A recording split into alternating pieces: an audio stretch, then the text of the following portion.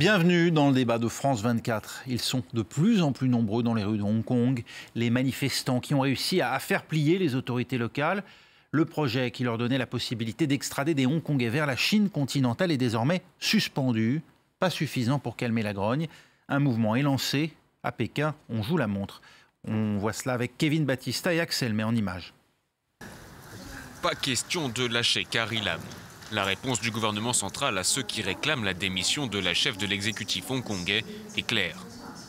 Le gouvernement central a toujours pleinement reconnu le travail de la chef de l'exécutif Carrie Lam et du gouvernement de la région administrative spéciale. Le gouvernement central continuera à soutenir fermement la chef de l'exécutif de Hong Kong. Un soutien réaffirmé après la nouvelle manifestation monstre de ce dimanche dans l'ancienne colonie britannique. Ce lundi, les protestataires veulent maintenir la pression sur le gouvernement, alors que le projet de loi autorisant les extraditions de prisonniers vers la Chine continentale a été suspendu. Ils réclament désormais la démission de Carrie Lam, accusée d'avoir voulu passer en force. Carrie Lam doit se retirer. Sinon, je crois que dans les semaines à venir, avant le 22e anniversaire du transfert de souveraineté de Hong Kong, de plus en plus de Hongkongais, pas seulement 1 ou 2 millions de personnes, viendront se joindre à notre combat jusqu'à ce que nous retrouvions nos droits fondamentaux et notre liberté. Carrie Lam a présenté ses excuses aux habitants ce dimanche après plusieurs jours de manifestations émaillées de violence. Un mouvement de protestation que la Chine juge instrumentalisé par des pays étrangers. Pékin estime toujours que les manifestants ne représentent pas la majorité des Hongkongais. Jusqu'où ira ce mouvement de défiance envers Pékin? On en débat avec Shuo Yu. Vous êtes anthropologue, cofondatrice du Forum Chine-Europe, une plateforme d'échange entre la société chinoise et la société européenne. Je précise que vous avez enseigné à l'école polytechnique de Hong Kong et vous avez également manifesté, c'était en 1989, place Tiananmen à Pékin. Bonjour, merci d'être avec nous. Sonny Chan, vous êtes artiste, humoriste, originaire de Hong Kong et les auditeurs de France Inter qui nous regardent vous connaissent bien. Merci d'être avec nous. Merci également à Antoine Bondaz, vous êtes chercheur à la Fondation pour la recherche stratégique. Et puis enfin, Jean-Philippe Béja, sinologue, directeur de recherche émérite aux séries du CNRS. Merci d'être avec nous. Merci à vous quatre d'avoir accepté de débattre. Alors, peut-être déjà pour essayer de comprendre, puisque Pékin dit que ceux qui manifestaient ne représentaient pas une majorité de Hongkongais, les organisateurs annonçaient 2 millions de personnes dans les rues de Hong Kong. Ça vous semble effectivement correspondre à la réalité, Shuo Yu? Il y a beaucoup de Hongkongais, ça représenterait plus de 1 Hongkongais sur 4, hein, si ces chiffres sont véridiques. Oui, moins que 4, je pense 3,5. Et puis parmi les 7,5 millions hongkongais, il y a encore 2,5 millions chinois. Depuis le temps, ils ont immigré en Hong Kong. C'est vraiment tout le monde qui se sont allés dans la rue. On dit que c'est une révolte paisible méritant un prix Nobel pour tous les Hongkongais.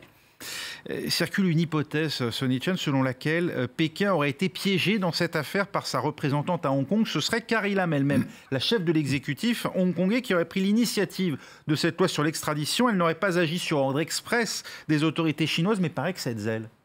Ça me semble tout à fait possible, parce que le Parti communiste, je pense qu'il a d'autres chats à fouetter.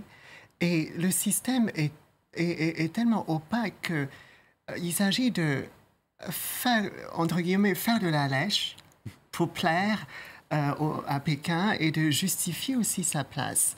Donc, je pense qu'il est tout à fait possible que Pékin ne soit pas à l'initiative de cette loi d'extradition.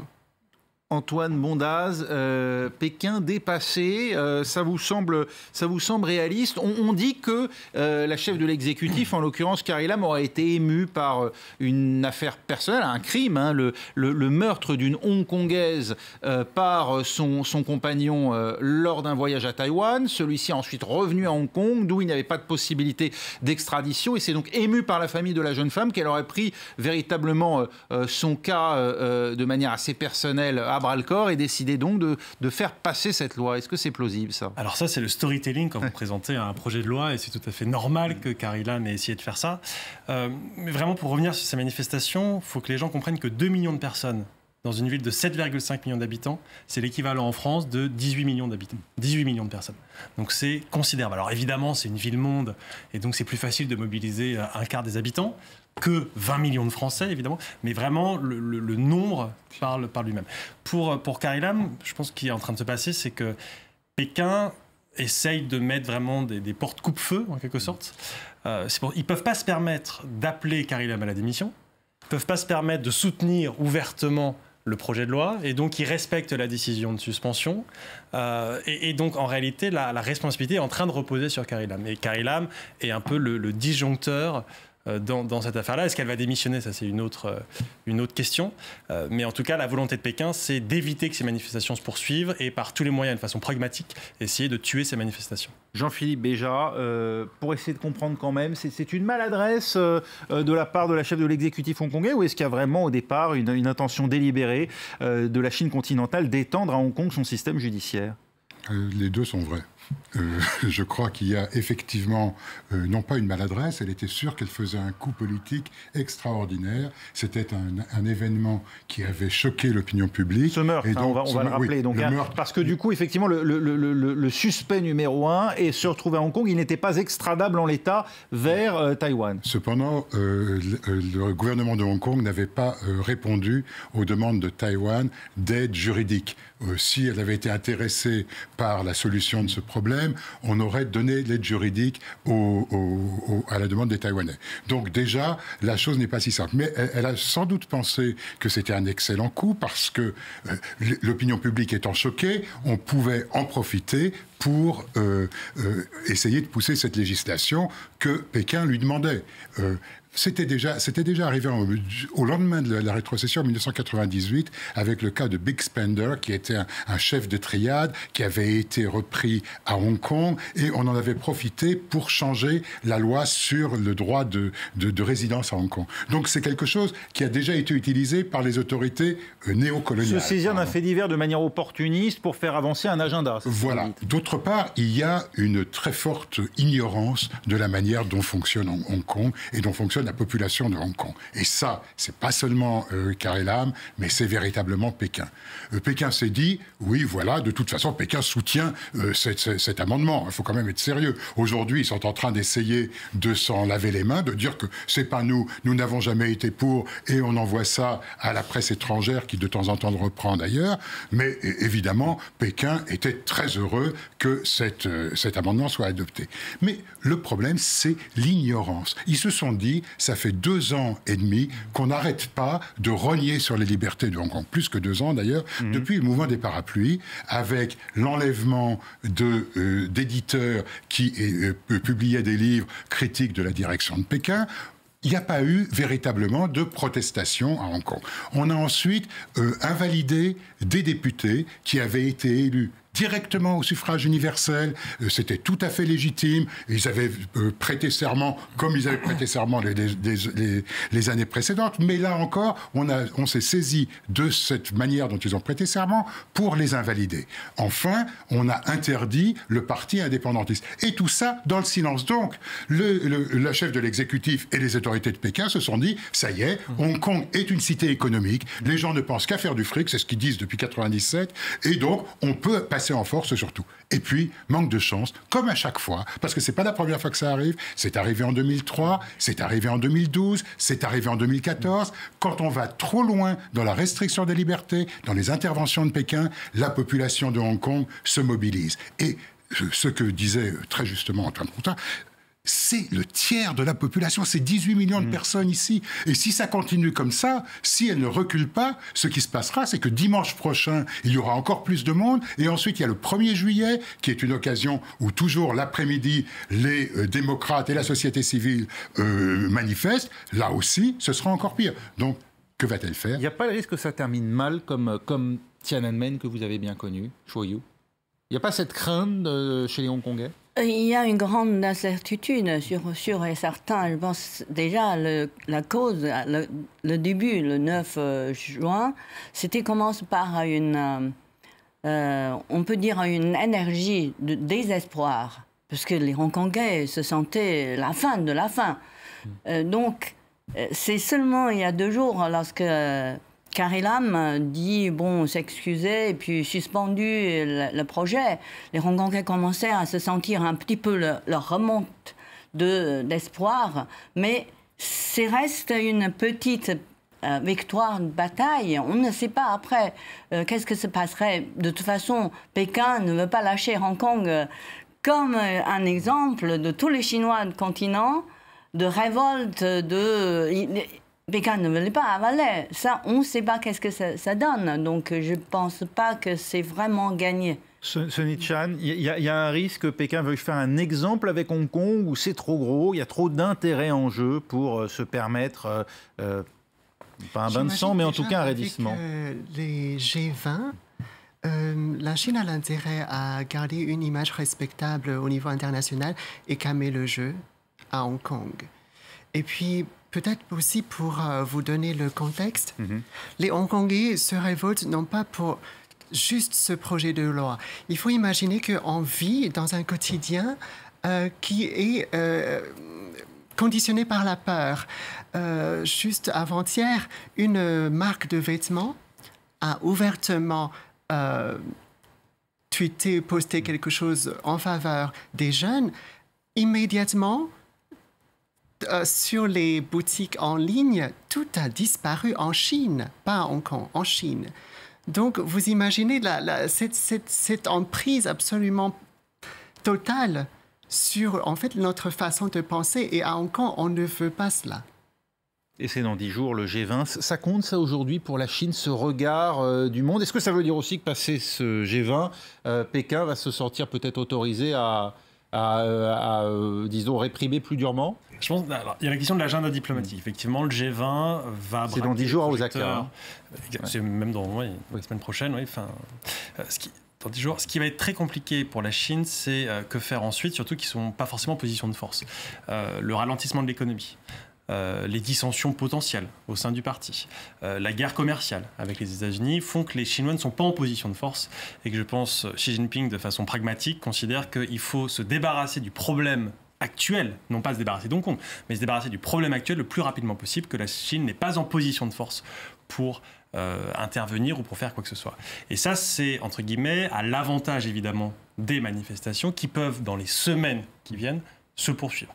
Alors la question c'est pourquoi? Est-ce que le seul objectif ce sera la démission de Carrie Lam? Est-ce que ce sera le retrait définitif du projet? Je pense que quand on a 2 millions de personnes dans la rue, le retrait du projet ne sera peut-être pas suffisant. Ne suffit plus. Pour vous, c'est acté aujourd'hui, ce projet, il est mort?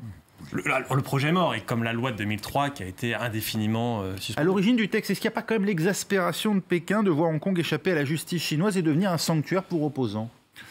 Alors, sanctuaire pour opposants, d'abord, depuis quelques années, les autorités chinoises ne se gênent pas pour extrader elles-mêmes les personnes qui mériteraient d'être extradées. Je rappelle au dirigeant d'Interpol Non, je parle...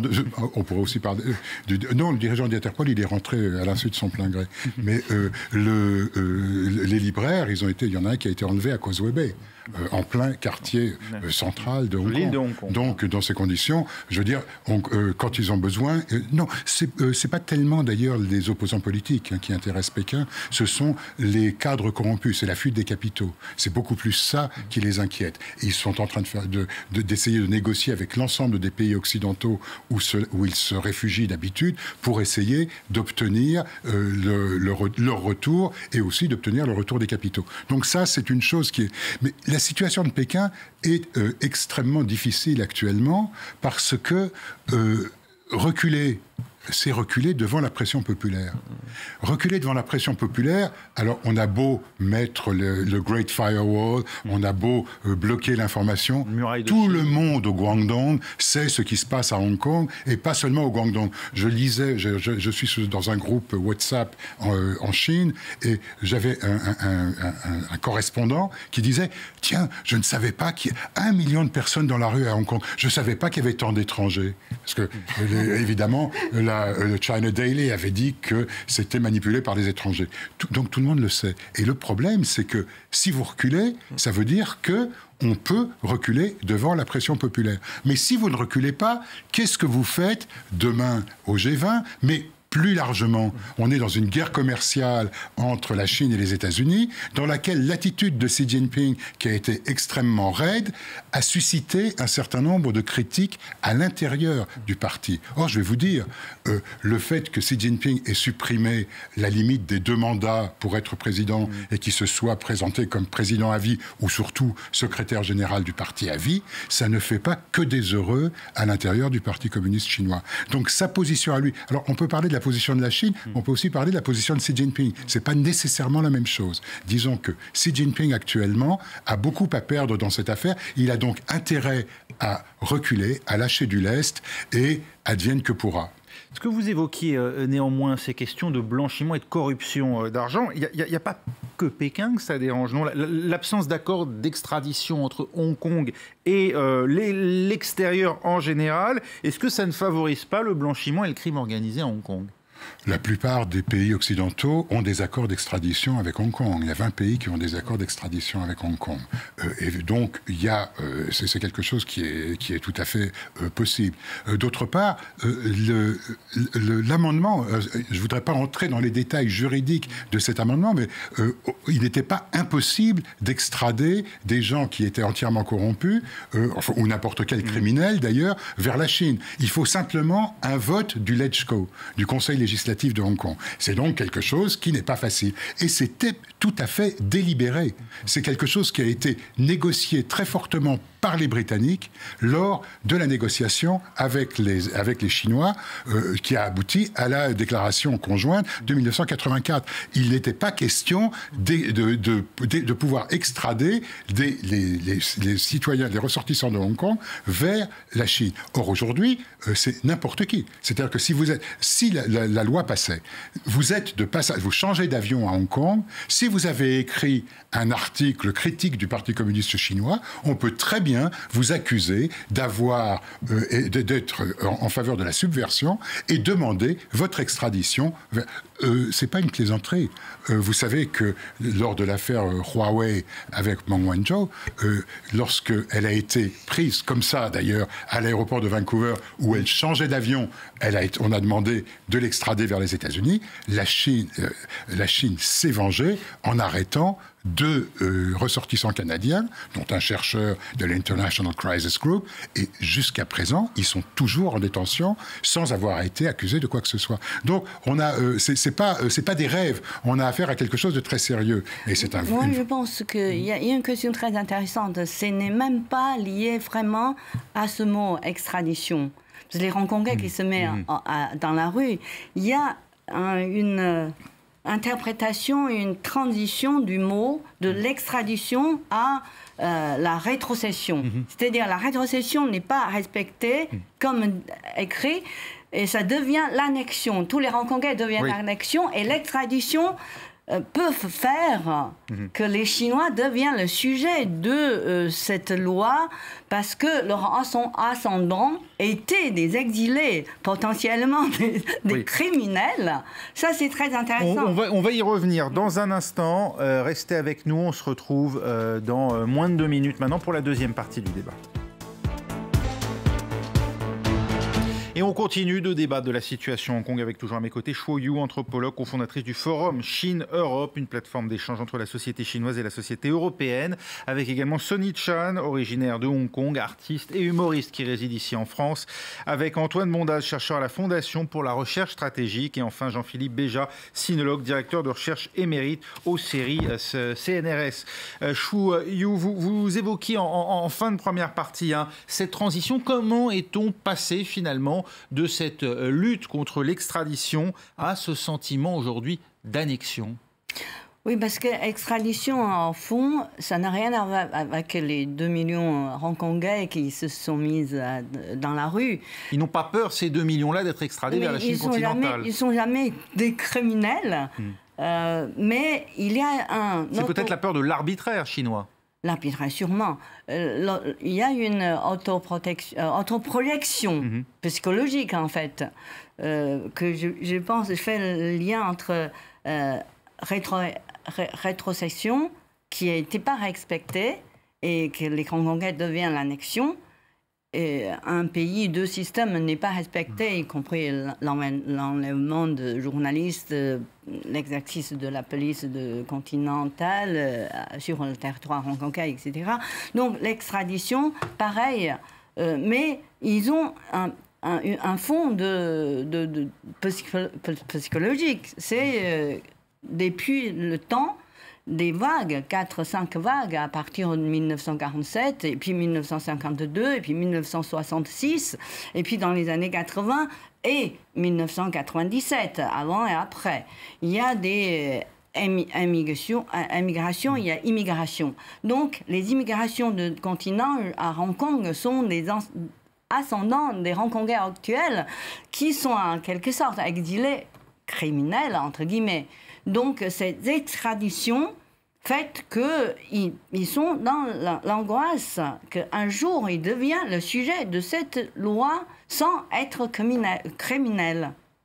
Antoine Bondaz. Je pense qu'à plus long terme aussi, pour la Chine, le risque, c'est l'apparition d'une vraie génération de jeunes politisés et qui va, dans les décennies à venir, s'opposer à 2047 et donc l'uniformisation entre le système chinois et le système aujourd'hui d'à Hong Kong. La sortie de prison de façon anticipée de Joshua Wong, l'apparition de mouvements de jeunes, etc.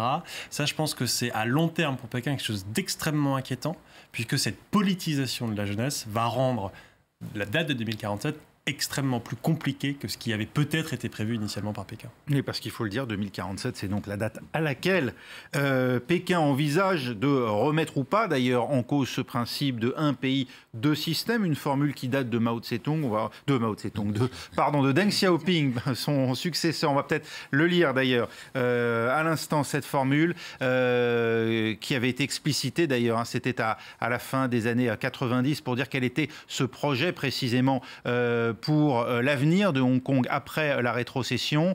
On est aujourd'hui dans cette situation, Jean-Philippe Béja, qui fait que, alors même qu'une période assez longue était donnée à Hong Kong, 2047, pour voir venir, eh bien aujourd'hui on a le sentiment que Pékin précipite les choses et souhaite peut-être plus tôt que prévu arrimer à nouveau l'île au continent. Oui, il y a effectivement depuis 2014, sans aucun doute, une volonté de limiter l'autonomie de Hong Kong.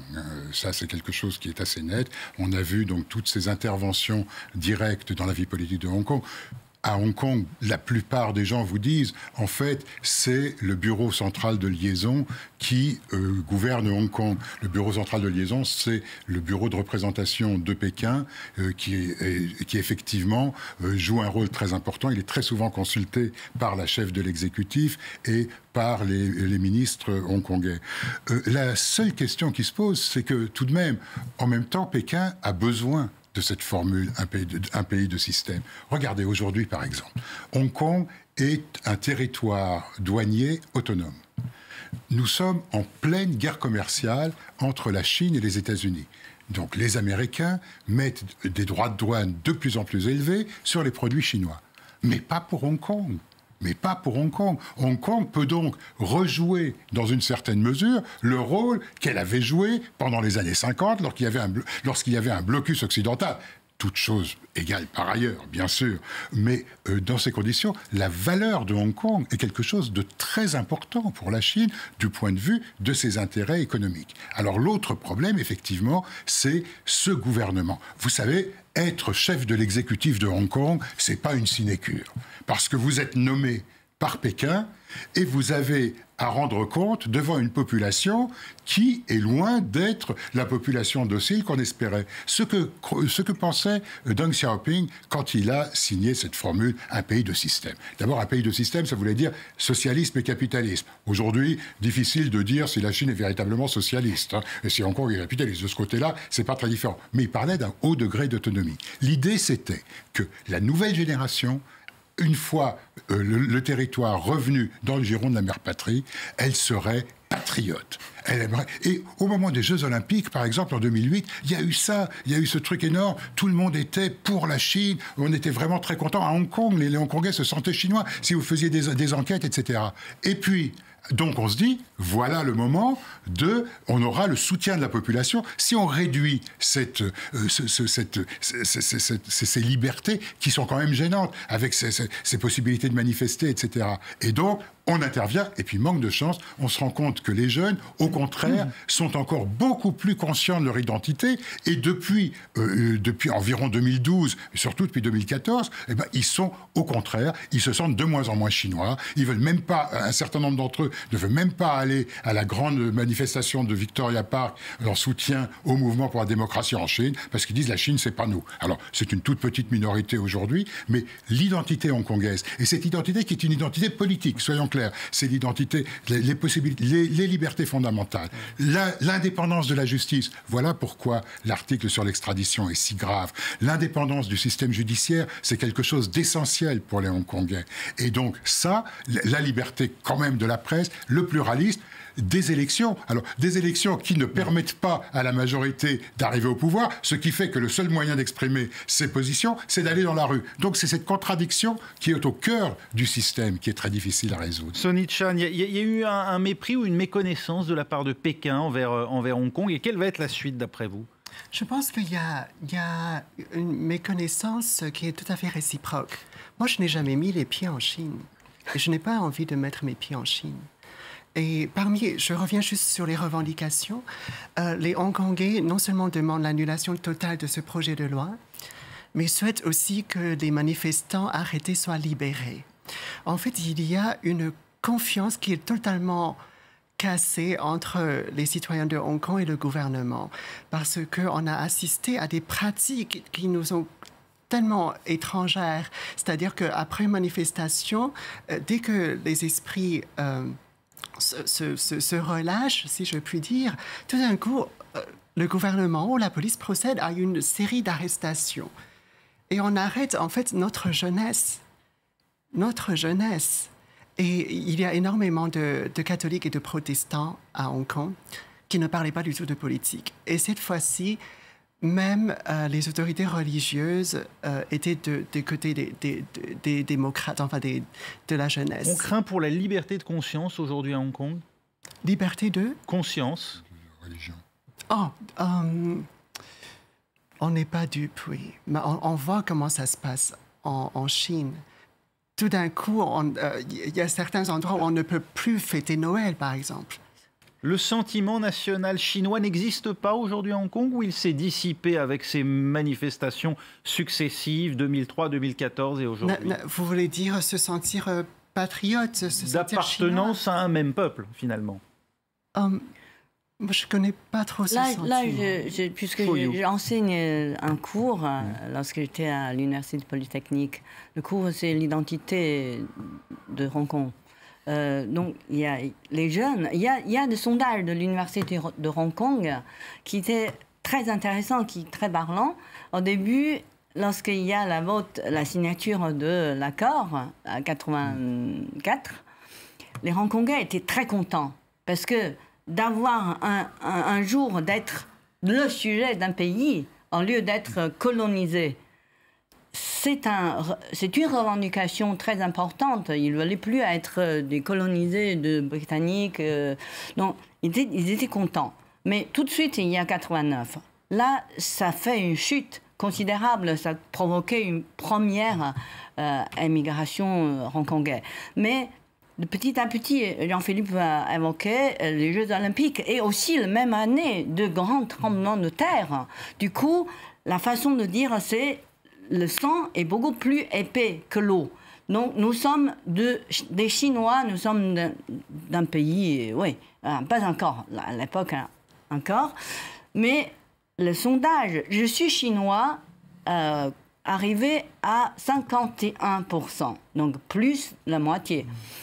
Ensuite, il y a le retour de la Chine, la rétrocession, mais le sondage commençait à baisser. Jusqu'à maintenant, toujours en baisse, et surtout les jeunes. Aujourd'hui, il n'y a que 2% des jeunes hongkongais qui se connaissent chinois. À la limite, il dit « Moi, je suis chinois de Hong Kong ». Il rajoute encore une définition. Donc là, c'est très important que les Hongkongais, les jeunes qui ne s'identifient plus du tout, à cette nation qui est encore représentée dans la politique tout à fait dans le contre-courant de la démocratie. Il y a la population et puis il y a aussi les investisseurs, les milieux d'affaires. Est-ce que ce n'est pas là le paradoxe? Le texte présenté comme censé faire entrer Hong Kong dans un cadre juridique contraignant vis-à-vis du blanchiment, vis-à-vis de la criminalité, finalement aboutissent au contraire à inquiéter les investisseurs sur l'indépendance de la justice. C'est précisément l'effet inverse qui est en train d'être produit, non? C'est l'effet inverse. Et puis, il y a un risque sur le cadre des affaires à Hong Kong de rendre cette place moins attractive avec, si d'aventure cette loi venait à terme à être adoptée. C'est une possibilité, comme le disait très bien Jean-Philippe Béja. Il n'y a pas d'intérêt pour la Chine, surtout à très court terme, de le faire. C'est-à-dire qu'il faut que Hong Kong reste une ville attractive, une ville cosmopolite, puisque ce statut particulier est dans l'intérêt de la Chine. Une mise sous tutelle de la justice chinoise avec le risque d'arbitraire ferait fuir les investisseurs? Une partie potentielle des investisseurs. Et puis, il y a le risque des investisseurs internationaux qui ne viendraient plus à Hong Kong. Et puis, il y a le risque des investisseurs hongkongais qui quitteraient le territoire de Hong Kong pour aller à Singapour, pour aller à Taipei ou pour aller dans d'autres pays. Et ça, la Chine n'a aucun intérêt à ce que ça n'arrive. Alors, Hong Kong devait être un modèle pour une partie de la Chine, bien sûr, on en parlait avec le risque, eh bien, si les manifestations dégénèrent, cela ne donne des idées éventuellement sur le continent. Ça devait aussi être un modèle pour Taïwan. Elle devient désormais un repoussoir. Écoutez ce que disait Xi Jinping, c'était au début de l'année, le 2 janvier, au Palais du Peuple. Après la réunification, Taïwan aura une paix durable et les gens pourront profiter de la vie et mener une vie prospère. Avec le soutien de la mère patrie, les compatriotes taïwanais auront une meilleure vie. Leur espace pour évoluer sera plus grand. Ainsi, ils pourront défendre leurs droits face à la communauté internationale en étant plus confiants. Ils seront plus en sécurité et auront plus de dignité. Ce que l'on voit aujourd'hui à Hong Kong, Jean-Philippe Béja, est-ce que ça ne risque pas de faire du modèle justement chinois, de nourrir au contraire les craintes futures des Taïwanais, à qui il est promis le même système qu'à Hong Kong, c'est-à-dire un pays de système? Le système a été inventé pour Taïwan au départ. Et il a été proposé à Hong Kong quand on a vu que Taïwan n'est pas vraiment enthousiaste. Ça m'amuse de voir Xi Jinping qui explique ça, parce que je reviens de Taïwan justement, et je vous assure que personne ne demande cette sécurité. La sécurité dont il parlait, et c'était avant les manifestations. Personne n'en voulait. Mais alors, ce qui est extraordinaire, c'est que là encore, on se trouve dans une situation qui est vraiment très gênante pour Pékin. Au moment où le Kuomintang, le parti nationaliste chinois, commence à être plus populaire que le parti au pouvoir. Enfin, disons que la présidente actuelle, qui est plutôt proche des indépendantistes, est en perte de vitesse parce qu'elle est au pouvoir depuis 4 ans et l'élection est l'année prochaine. Donc on se disait, ah tiens, c'est très possible que le Kuomintang revienne, le parti nationaliste. Et il y a dans le Kuomintang une espèce de Trump chinois, enfin il y en a 2 d'ailleurs, il y a Terry Gou et il y a Han Kuo-yu. Alors Han Kuo-yu, il était très enthousiaste et ils sont beaucoup plus favorable à un rapprochement avec la Chine. Eh bien, Han Kuo-yu, à la suite de la manifestation de Hong Kong de la semaine dernière, je ne dis pas celle d'aujourd'hui, celle d'hier, mais là, à la suite de cette manifestation, il a dit « Non, mais écoutez, il n'est pas question du tout de se réunifier avec la Chine, de parler d'un pays de système. Nous refusons absolument... » Alors, le Kuomintang n'a jamais dit qu'il était pour, mais enfin, on voyait se rapprocher, etc. Et là, c'est véritablement une catastrophe de ce côté-là. Enfin, c'est l'exemple négatif absolu. Tout ce qui avait été avancé entre le Kuomintang, la présence chinoise à Taïwan, qui est de plus en plus forte, etc. Les petits sucres qu'on donne, proposer de développer les relations économiques, toujours cette même façon de penser des dirigeants communistes chinois. Les gens de Taïwan ou les gens de Hong Kong, ils ne pensent qu'à une chose, le fric, la philosophie du porc, comme disait Liu Xiaobo. Mais en fait, non, c'est pas ça du tout. Il y a d'abord, les gens s'unissent au contraire, pour des raisons politiques. Antoine Mondas.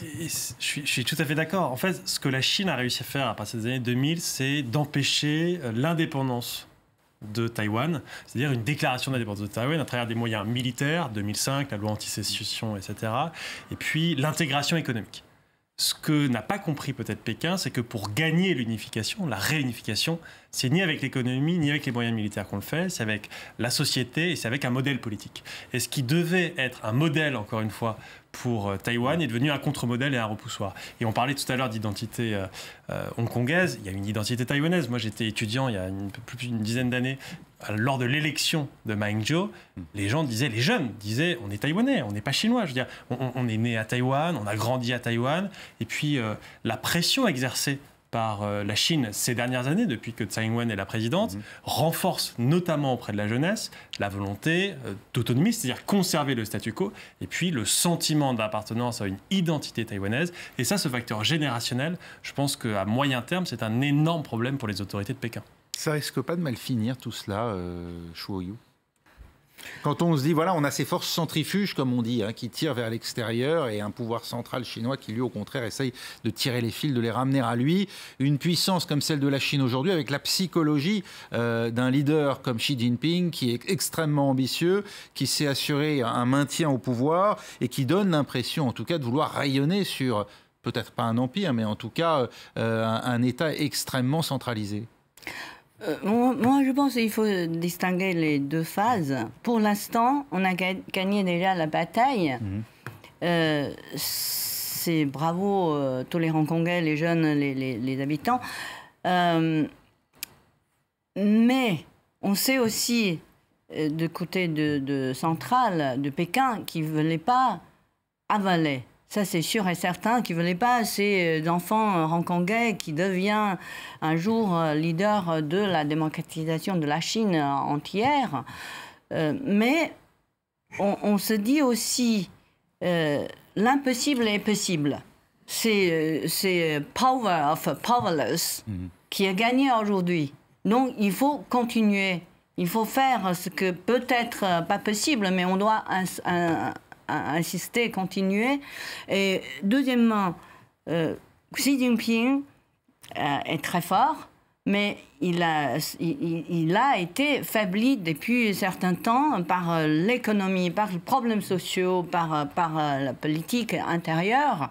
Donc, il n'a pas le temps de s'occuper de Hong Kong. Pour l'instant, on peut se dire, de toute façon, ça va encore. Et Hong Kong, après tout, c'est une grande ville internationale. Donc, il n'y a pas encore le même risque que ce qui s'est passé à Pékin. Mais on sait aussi, en troisième lieu, le jeu de ce régime, qui depuis Tibet d'ailleurs, c'était le petit sucre. Et puis, le Tibet était, au bout d'un temps, a été repris. Et Hong Kong, de nouveau, on peut tracer exactement le même chemin. Et Taïwan sera le futur. Donc, voilà. Sonny Chan, quelle sera la réaction de Xi Jinping d'après vous? Et quelles sont les conséquences en Chine continentale de ce mouvement de Hong Kong? Je pense que, comme beaucoup de Chinois, l'important c'est de sauver la face. Donc ils ne vont pas décrédibiliser Carrie Lam dans un premier temps. Et moi j'attends impatiemment quel genre de personnage ils vont placer à la tête de Hong Kong. Pour vous, Carrie Lam, c'est fini? Oui, elle est cuite. Oui. Moi, c'est clair. Oui. Vous attendez de savoir donc quel personnage ils vont placer à la tête de Hong Kong? Oui, je me demande quelle stratégie. Est-ce qu'ils vont enfin comprendre que les Hongkongais sont finalement moins bêtes qu'ils pensaient? Ou alors, ils vont encore manigancer des choses un peu sournoises. Mais et l'épreuve de force, vous n'y croyez pas? Comment? L'épreuve de force, vous n'y croyez pas? Je pense qu'on vit quand même à une époque d'Internet. Et finalement, la Chine tombe aussi dans les règles du capitalisme, dont l'image d'un pays est primordiale. Je ne pense pas que le massacre de Tiananmen peut se produire aussi facilement à Hong Kong de nos jours. Merci beaucoup Sonny Chan, merci à vous également Shu Oyu. Je rappelle également qu'étaient parmi nous, je les remercie, Antoine Bondaz et Jean-Philippe Béja. C'est déjà la fin de ce débat, mais